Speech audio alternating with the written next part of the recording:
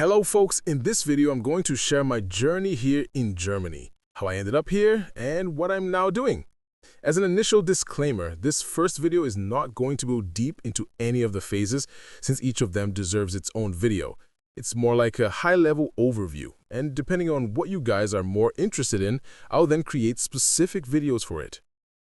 2017, AuPair, Hamburg. It all started around August 2016.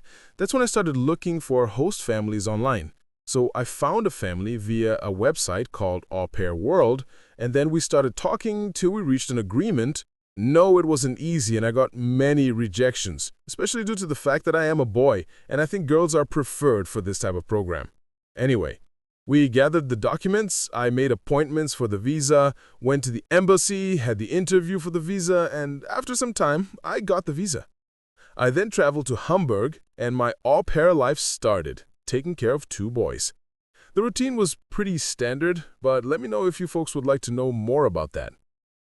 2018, volunteer job in Hamburg. That was at a hospital. I applied for it while working as an au pair since I wouldn't like to have any trouble getting the new visa, etc.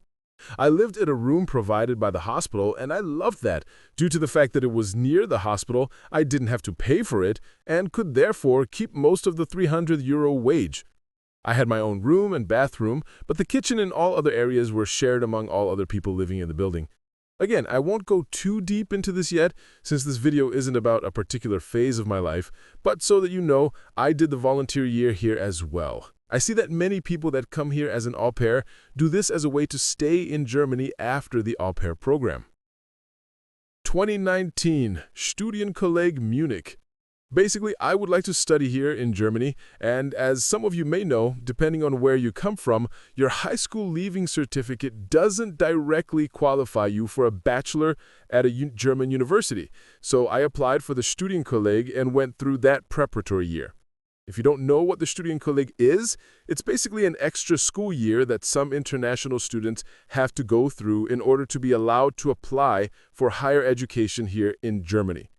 There's way more to the Studienkolleg. This is just a brief overview, but if that's something you find interesting, please let me know. I will try to create a video on that, telling my experience, how I got into the Studienkolleg, what courses I had, how the final exam was, and so on. 2020 to 2024, Bachelor in Electrical Engineering, Stuttgart. My bachelor's was in the form of a dualis Studium. I don't know if you folks know what that means, but it's basically a form of studies where you have a contract with and are employed by a partner company. So you study and work at the same time, get paid, etc. It was the only way for me since I didn't have money to pay for rent, insurance, etc. So the dualis Studium was the best solution. Of course, I could look for mini jobs to cover my expenses, etc., but my degree was stressful enough. It was extremely difficult and time-consuming.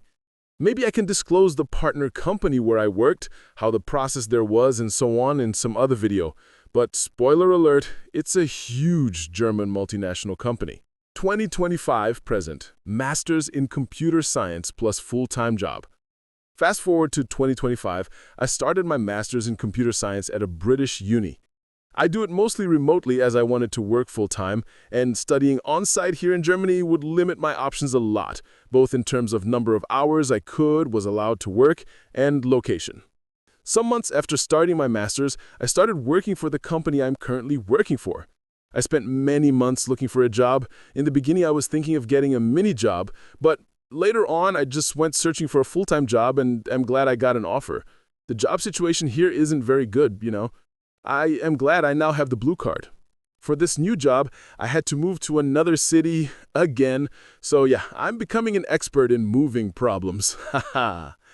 The company itself is part of a group, has several sites here and in other countries, employs around 30,000 people and has different branches. Again, if you'd like to know more about that, let me know. That's basically it. The point of this video isn't to tell everything that happened in all these years, but rather give you an overview of the phases I went through here and also let you know that I have knowledge in a bunch of things when it comes to life here in Germany. AuPair, FSJ, studies, work, and just living in general. The good things, the bad ones, the challenges, etc. I also got a German driving license. and also recently applied for the naturalization. So these two are things I could eventually talk about if you find that interesting. The truth is, everyone has a different story, and what happened to me may or may not happen to you. But although you can't expect this to apply to all of you, you can at least see it as an experience, how I planned and navigated the German world. All right then, see you all next time. Cheers, peace.